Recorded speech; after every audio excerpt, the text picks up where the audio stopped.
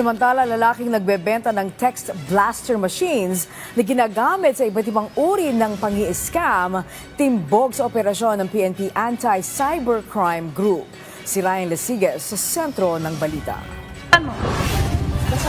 Walang kawala ang lalaking ito ng palibutan ng mga pulis sa Bicutan, Taguig City.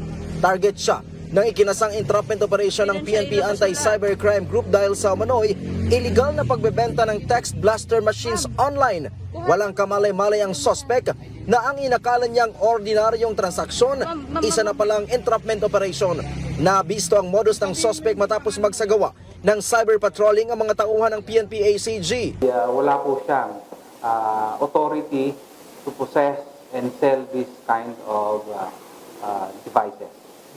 Kaya po tayo ay nagsagawa ng entrapment operation. Naibebenta raw ng suspect ang MC catcher sa halagang 25,000 hanggang 30,000 pesos. Yung gusto naman talaga manloko, talagang magkaka-interest dito dahil dito sa isang text message mo ay marami na yung mapapadalhan. Aminado si PNP ACG Director Police Brigadier General Bernard Yang na nakakabahala ang pagiging accessible online ng mga ganitong klaseng device, lalo't nagagamit lang sa panloloko.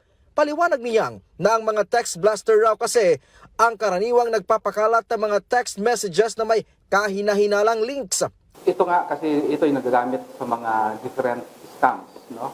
Sending text messages with the different links kung saan hinihikayat natin yung ating mga kababayan na mag-input ng kanilang mga personal data, different bank accounts and credit card information. Ito yung tinatawag nating spoofing. Maharap ang suspect sa reklamong paglabag sa Philippine Radio Control Law na may kaugnayan sa Cyber Prevention Act. Ryan Lesigas para sa Pambansang TV sa Bagong Pilipinas.